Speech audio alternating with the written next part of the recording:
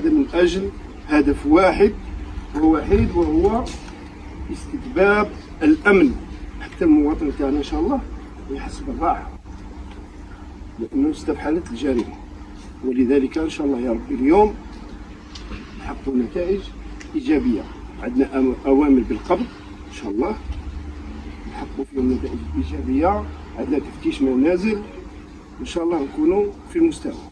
نوصي على حاجة الأفراد يخدموا في إطار القانون واتخاذ جميع الإجراءات احترازية.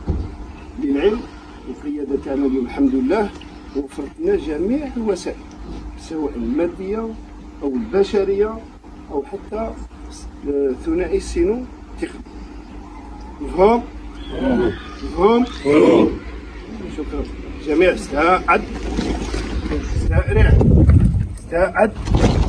حبس حاجة، حبس حضر. حول. حبس دقيقة معنا. شوية لي